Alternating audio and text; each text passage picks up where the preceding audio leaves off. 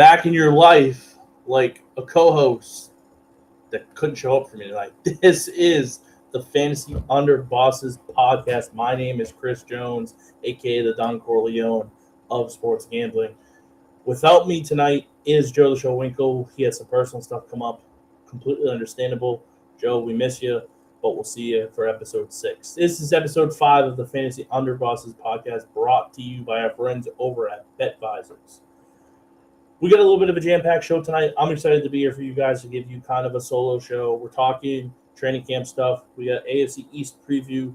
If you haven't checked out, please make sure you're checking out our fantasy forecast that we're doing on the Golden Anchor and Substack. We will be posting them on our Twitter page. Please make sure to give that a like and rate it. Again, another thing on YouTube, make sure you're subscribing to the channel. Make sure you're doing everything you need to do to help us be good at this, because we want to be good for you. And listen, I'm taking time right now to give you an episode when I don't need to. I want us to be good. I want us to be great. Trust me, I got a lot to talk about tonight. AFC East preview, but first, before we get into that, let's start off in training camp. We're going to do a couple more of the buy or sells. Going out to the Bay Area and San Francisco to start us off. Ricky Pearsall is out for the season. Now, the big question is, Mike Evans at his ADP of a late 5th, early 6th, do I trust him at his current ADP, or would I wait on a guy like Deebo Samuel or Deshaun Sterling, who has been a stud so far in camp? The answer for me, I think I would fade Mike Evans only because of the injury history. We've seen what Mike Evans has done in the past. He's a career decorated guy, 1,000-yard seasons in almost every single year of his career when fully healthy. I just think at his age, he's a little banged up. And I think with San Francisco, they have been infamous for getting hit with the injury bug, and I think that'll continue a little bit in 2026. It's already doing it in the receiver room with Ricky Pearsall out. I think Deebo coming back, I think, is a big help for them, because I do think that Deebo Samuel can give them the versatility and can kind of take a little bit of that pressure off of Christian McCaffrey, because, again, 400-plus touches, that's going to do something to your body consistently. And I think getting Deebo back helps balance that out a little bit, and it helps make it a little bit easier for you to then use McCaffrey in a better role where he doesn't need to touch the ball almost every down. Now, the next training camp story I got for you, Arizona. So Arizona is playing in the Hall of Fame game, and Tyler Algier is listed as RB1 over the 3rd overall pick, Jeremiah Love, who is the highest paid running back in the National Football League right now. Here's my problem with this. They're 100% going to do the Ramondre Stevenson and Travion Henderson with Tyler Algier and Jeremiah Love, and it's going to fill them miserably. Listen, the Cardinals are not going to be good this year by any means. They might win 3 or 4 actual football games, if that, right? So you have Jeremiah Love. You've drafted Jeremiah Love with the top 3 pick. If you're drafting a running back in the top 3 pick, he's going to be a focal point of your offense. I'm sick of this training camp nonsense that they're doing, where Nathaniel Hackett's talking about Tyler Algier. We'd love to see what he's got. Kind of curious to see how James Conner can come back. No one cares about that. They care about Jeremiah Love. Jeremiah Love right now is currently being drafted as a second-round pick as a rookie running back. If you're telling me right now that all these people that are drafting have to worry and sweat on what you're going to do at running back because you have Tyler Algier, who's a glorified touchdown hog. We saw it from him in Atlanta with Bijan Robinson. I don't trust that. I think Jeremiah Love is going to be the workhorse here. The splitting carry stuff, it's just one of those things. All these training camp stories are just to get people hot and bothered on Twitter. It's exactly what we've seen. We're used to it. I'm used to it by now. So I kind of can see the ones to look out for and to avoid. This is one that I'm kind of avoiding. I'm going to take Jeremiah Love. I think he's got a potential to be consistently good for them. They're going to need it because they don't have this, but he has a heavy workload incoming. That is what I'm for sure about. The next one, Jacksonville. Every single tweet that I'm getting on Twitter is about Parker Washington and how Parker Washington is ready to kill and be the alpha wide receiver in Jacksonville. Now, my thoughts on this. I think what they're doing is they're driving Parker Washington's price tag up. They're driving his receiving yards over-under up. They're driving his fantasy ADP up. And I think that there's a chance that Brian Thomas Jr. outplays him this year. Because, again, Brian Thomas Jr. is a year away from being a top 10 fantasy wide receiver that he was in his rookie campaign. Sophomore slump 100%, but I'm fully confident in Brian Thomas Jr.'s ability to get the job done and to consistently put out a good performance on the field. Now, with that being said, do I like Parker Washington? Do I like what he does to this Jacksonville offense? Absolutely. Who wouldn't? Parker Washington is a great fit for this team. But what he's going to do is people are going to start honing in on him a little bit more. Last year, he was kind of this unknown that nobody knew about. So people were kind of taking a step off and fading away from him. Now they're going to kind of do the opposite that they were doing with BTJ. The problem with BTJ last year was he had a lot of targets. He just couldn't bring the ball. And I think he's worked very hard this offseason to do that. And I think that we're going to get a little bit of the tides turning here. I think it's going to be a little different animal here. And I'm very excited for Brian Thomas Jr. Brian Thomas Jr. is a guy I'm splashing. We've already talked about this a little bit.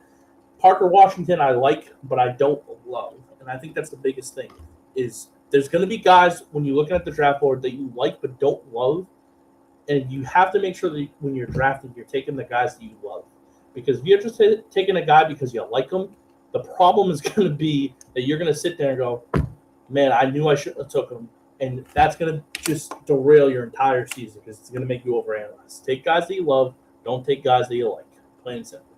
Now, before I get into this last one, we're going to the defending champions in Seattle. All I've been hearing is George Holani is getting work over Jadarian Price. Who the hell cares? Jadarian Price is going to be the RB1 come opening night when they host the trophy. They pull the banner down against the New England Patriots. George Holani could be getting work, and that's fine. I do think that George Holani could work his way in if Zach Charbonnet is not 100%. But there's no 50-50 split. This is 80-20 at most. Jadarian Price is going to be the workhorse for this team, even when Charbonnet comes back. Because, again, you're not going to draft a guy as high as you drafted Jadarian Price to not, again, be a workhorse running back for you. We've seen this. When guys get taken in the NFL draft out of the running back position, and teams just kind of let them develop as the season progresses, Price is going to go right in the fire, and he's going to succeed. And I'm very excited to see it happen. So I'm taking Jadarian Price anywhere I can get him. George Holani, please do me a favor and just get that out of my face. We have a lot of training camp stories to go over. That's what I got for you tonight. Again, next week, a lot more. And this is, again, the last week of AFC. We're doing AFC East tonight. It's the last AFC division. And then episode 6 through 9, we will be going over the NFC. So start with the AFC East. Let's start out in Buffalo. Now, Buffalo had a coaching change. Joe Brady goes from offensive coordinator to head coach. They bring in a new offensive coordinator. The three biggest questions that I have. DJ Moore is Buffalo's number one target. Am I buying or am I selling? I'm buying because for two reasons. One, we've seen what Josh Allen does with these star caliber number one receivers in their first year. We start with Stephon Diggs. Diggs finishes wide receiver 3 in his first season with Josh Allen, right? DJ Moore was wide receiver 6 in his first season with Chicago. DJ Moore can get anywhere between 120 to 140 targets, no problem here. I think he finds a way to get to be Josh's number one target. I think Josh Allen and him are going to get that chemistry going because, again, this is the most talented receiver that Josh Allen has had since Stephon Diggs. And we saw what he did with Stephon Diggs. He loves Stephon Diggs. He loved him so much that he was giving him 120-plus targets every single year when they had him. Now, does DJ Moore lead to them being better significantly on the football field to the level of Diggs? You can make the argument either way, but I do think that him being the number one target in Buffalo helps Josh Allen develop, and it helps this new offensive system potentially that they're running flourish in a way that they couldn't do the last couple of years because they haven't had a bona fide number one, and I think they have that here with DJ Moore. Second question. James Cook has been going all over the place. His ADP is going up. He's now a first-round draft pick in fantasy. Do you trust James Cook as a first-round caliber pick fantasy-wise? This guy had 342 total touchdowns last year, which was a career high. rushed for 1,600 yards and 12 touchdowns. He's had double-digit touchdowns in back-to-back years, which has led to him finishing as high as he has. RB6 last year. How do you build off of it? I think their offensive line is still solid. My only issue is how many touchdowns does Josh Allen take away from him this year in goal line situations? That was the problem last year. Josh Allen was taking too much work away from him. But he still ended up with 12 rushing touchdowns, which was crazy, and 1,600 yards. Now, it's kind of hard to see a running back like Cook get the consistent 300-plus touches. There's only a couple in the league that we can see happening night in and night out. I just don't know if James Cook is officially that guy 100%. Now, here's my thing. If somehow you have 2 first-round picks, don't ask me how, trade draft picks here and there. And James Cook's one of them. I feel okay with it because you're technically using him as a second-round pick. Drafting him in the first round means you're kind of building your team around him, and it's just not someone I want to buy in on, not because of the talent, because the talent is there. We've seen the talent, but just the draft price and where his ADP is, I just think it's a little bit too high for him. If this is like years past and you're getting him in round 2, round 3, I'm all in. It's hard for me to want to draft someone in the first round when if they're not scoring double-digit touchdowns and rushing for 1,600-plus yards consistently, which James Cook really hasn't. I just have a problem drafting him that high. So what I'm going to do is I'm going to stay away from James Cook as a first-round target. If somehow by whatever miracle he drops in the second round, late second round, and I'm on the come-up on the way back, that's an easy snag for me. And the last one for the Buffalo Bills, Dalton Kincaid. Does he have the top 12 tight end side with a quarterback like Josh Allen? If that was the case, he would have had this already. He's going as tight end 10 right now. So you would think that he would be able to do that. I have seen nothing that has shown that to me. Career high in touchdowns last year at 5. I'm staying away from him because what I've seen is his targets have actually decreased in all 3 of his years. Rookie year, he had about, I think it was like 79. Then we're slowly going down to like the low to high 50s. Last year, dude, he barely had 48. So Dalton Kincaid and I are not friends. Dalton Kincaid and I are not going to be rooting for each other. I'm not going to be rooting for Dalton Kincaid, and he's obviously not going to be rooting for me because I don't have him. But what I'm looking for in a tight end is not what Dalton Kincaid can give me because he's too inconsistent. They have Dawson Knox, which I think kind of diminishes his value a little bit because Dawson Knox does take a lot of work away from him. So with that being said, I can't trust someone like Dalton Kincaid to be a consistent top 12 fantasy tight end option because I do think there are at least 15 to 20 tight ends that could be better than him production-wise this year. And as the season progresses, once the rankings start coming out, you guys will see it. But that is my thought, just solely on the Buffalo Bills on those 3 questions. Now, before I dive into the rest of the division, this episode of the Fantasy Football Underbosses is brought to you by our friends over at BetVizors. Are you tired of paying for picks and hoping to see results? Check out BetVizors, the platform that is changing the game with their tip if it hits model. Follow verified handicappers, see transparent records, win rates, and profit history, and only tip when a pick actually wins. There's no expensive subscriptions, no paying for losing plays, just real bettors, real results, a real community, and complete transparency. Whether you're looking for expert analysis, proven cappers, or a smarter way to tail picks, BetVizors puts accountability first. Visit app.betvizors.com and start betting smarter today. All right, for those of you who don't know, I am a New England Patriots fan. I'm from the New England area, so this next one is going to hit home a little bit for me. So, first things first. Running back room. Travion Henderson, Ramondre Stevenson. Which running back am I drafting with the most confidence? That's easy. Travion Henderson. And here's why. Both finished in the RB top 25 last year. Travion finished 21. Ramondre finished 25. I think Travion's volume, his pass-catching ability makes him a more consistent threat for Josh McDaniels in this offense. I think there's a chance that this 50-50 split is going to go 60-40, 70-30, 75-25. Because that's the season progressed last year. We saw Ramondre Stevenson see less than 10 rushing attempts after the bye, and in every game after the bye, and in 5 out of their last 6 regular season games. So I do think the workload is going to be there for Travion Henderson as the season progresses. But also, too, I think out the gate, I think that Travion is the better threat out of the backfield for them. So I'm taking Travion Henderson with confidence again in 2026. Ramondre Stevenson, I am saying. Drake May finishes QB2 last year in fantasy. Is he worth being a top 5 fantasy quarterback taken off the board? Well, here's the question. Do you think he can repeat QB2? Because if you think he can repeat QB2, then 100%. He had 35 total touchdowns last year with almost 4,400 passing yards and 450 rushing yards. I think the offense got better. Getting A.J. Brown is a great fit for them. A.J. Brown is a great, talented receiver, and we've seen what he's done with quarterbacks like Jalen Hurts and Ryan Tannehill. Now imagine what he can do with Drake May, who can throw in the deep ball consistently. I think the sky's the limits. I personally think he's worth that pick. I think he has another top 5 finishing coming, and I think that there's a chance that Drake May could throw for a career high in passing yards this year.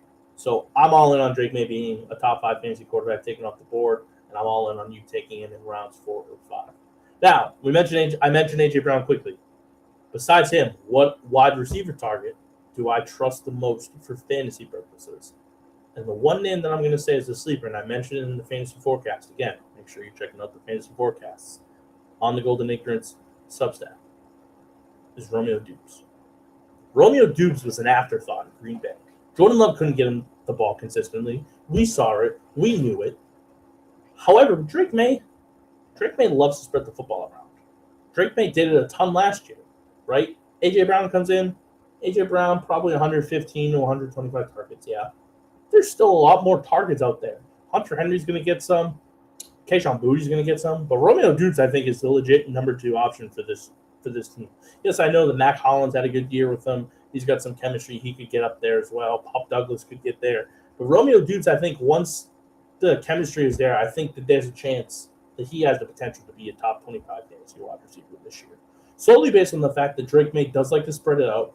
A.J. Brown, I think, is in a different level. But when it comes to 2 through 6 for target options, I like Romeo Dubes as a big target option. So I'm going to say personally that Romeo Dubes is the other wide receiver in that room that I trust the most fantasy-wise. Now, we talked about the 2 good teams, the Buffalo Bills and the New England Patriots. We're moving to the bottom of the division here. Let's move to the New York Jets. Breece Hall rushed for 1,000 yards last year with his dog shit Jets offense. I'm buying a bounce back season from him this year. I think the offense has gotten better. I think Geno Smith likes to check down, so his target share is going to go up. He finishes the RB2 in 2023. Personally won me a fantasy championship, so I can't go against my guy. I think he can muster his way back up to the top 15 in 2026.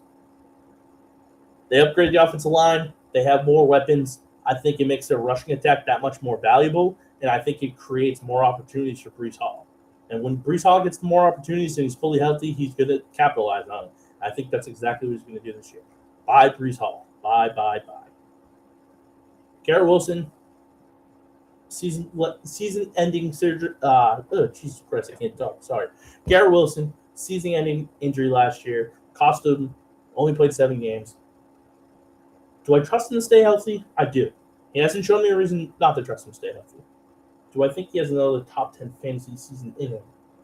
Well, let's look at the numbers. When he's fully healthy, he's getting 140-plus targets. He's going for over 1,000 receiving yards. The only issue is he just wasn't finding the end zone consistently. Geno Smith loves to target his number 1 receiver, who he gets here in Garrett Wilson. Now, looking at who Geno Smith has had over the past of the revitalization of his career, Brock Bowers was his number 1 tight end. Number 1 target, probably, that you could say in Vegas. When he was in Seattle, he loved JSN. He loved those guys. And you could see what he was doing with those guys consistently.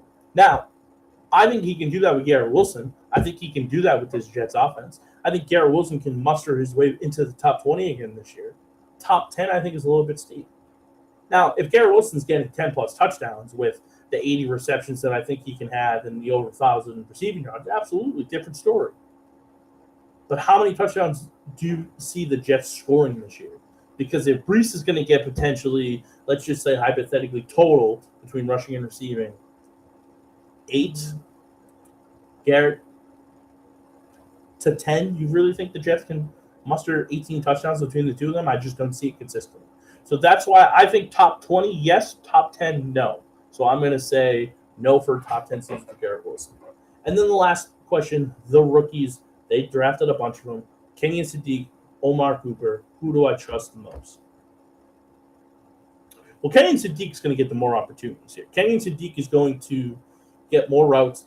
He's going to be on the field more. He's going to have, I think, the second highest target share on the team because, again, like I said, Brock Bowers was a big factor for Geno Smith when he was a starting quarterback. And look what Geno Smith did with Brock Bowers. I think something similar could happen here with Kenyon Sadiq. He was quoted saying that he doesn't do the off-the-field stuff. He just enjoys playing football and getting better. That's the type of tight end I want.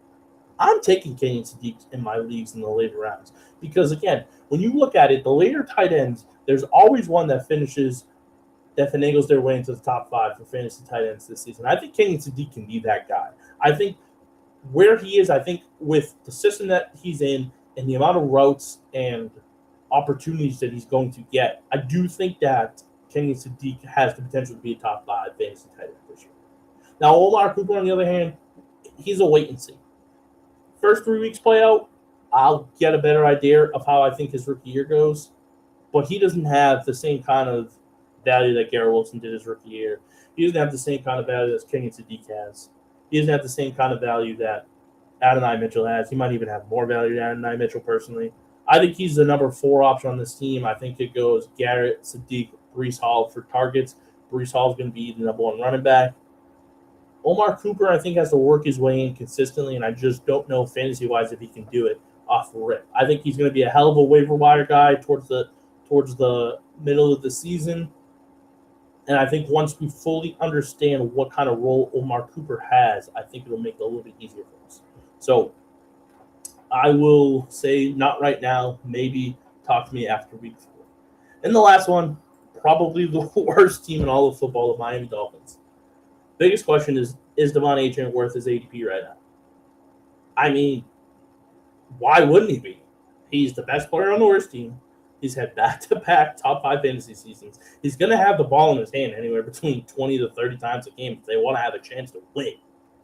I don't see why he wouldn't be. I'm taking the risk on Devon Achane because here's the issue. In the years past, I've been out on Devon Achane, and Devon Achane has proven me wrong time and time again. This is the year that I think that I'm in on him because I think you're getting him at a good price, and I think the amount of targets, the amount of touches that he's going to have, it's going to be a bell cow, like a legit number 1 bell cow. I think he could be in the top 5 in the league in the amount of touches that he's going to get in 2026. So I think at his second round draft position, I think that's perfect for him. I'm taking it. Do I believe in Malik Willis? The way that this Dolphins team is poised, absolutely not. I think Malik Willis is whoever it is, whether it's Malik, Quinn Ewers, whoever ends up being the starting quarterback consistently for this team. I don't not trust, not because of their abilities, just because I don't think their offensive line's good. The wide receiver room's a little suspect. There's 2 guys. I'll touch upon the wide receivers in a second here. I just don't think Malik Willis has that potential. I think he can make Devon Achane look really good. I think he showed a little bit of potential in Green Bay with a better offensive line and a better skill players around him. I just don't trust the receivers consistently. Now, the only 2 that I would trust right now in the receiver room, because my last question is, do I trust any wide receiver option for the Dolphins? There's 2. And it's not like a consistent basis where I'm going to keep them as a weekly starter. It's kind of like, hey, my 4 best guys are on a bye week. I need a spot start. Who could get me 10-plus points? That's Malik Washington because special teams guy. He's going to be the number 1 receiver regardless. He's going to be able to get the targets, get the workload. So I think he can get in the 10-plus points per game. And I like rookie wide receiver out of Louisville, Chris Bell, for them. I think those are the only 2 that I like. I think Chris Bell, once the season progresses, I think Miami has seen what they can get out of Louisville wide receivers. Shout out to Devontae Parker. But I do think that Chris Bell can get the job done. I think that they can succeed to a certain degree. Don't think Miami's going to win a ton of games this year, but I do think that those two are probably the only ones out of the entire wide receiver tight end room that I would trust for the Miami Dolphins. Now, I understand that this is kind of a little bit more of a fast-paced podcast this week. Me being myself, I think the one thing I wanted to do is I wanted to get my points across. I wanted to be able to get the AFC East preview out to you guys, and I wanted to be able to get the training camp outs that we had discussed, Joe and I, off camera, for this episode for us. And I think I did a pretty good job at that. Please, again, let me know. I understand it's not a full recording. It's kind of half and half. I'm doing this because, again, with Joe here, it makes it a little bit easier. I don't have to talk as much. I just did as much talking as I've ever done on a show consistently, and it's hard. Don't get me wrong, it is hard. But I'm excited to do this for you guys. Again, shout out to our sponsors over at BetVisors. Make sure you go into app.betvisors.com. Tip if it hits, all of that good stuff. Fantasy Football Underbosses. And make sure you're following us on Twitter at FantasyFF Underbosses. The one-man band, Don Corleone. I'm out. We'll see you guys next week for episode 6. And remember, it's right around the corner, ladies and gentlemen. Facts are coming. Football's coming. And I cannot wait. Also, make sure Fantasy Forecast 2026, all of the stuff you need to do. We got rankings coming out at the end of the month. There's a lot of things written-wise and content-wise that we're doing that you guys need to be aware of and take advantage of it, because this is how you're going to win your leagues. But again, Don Corleone signing off. I will see you guys next week.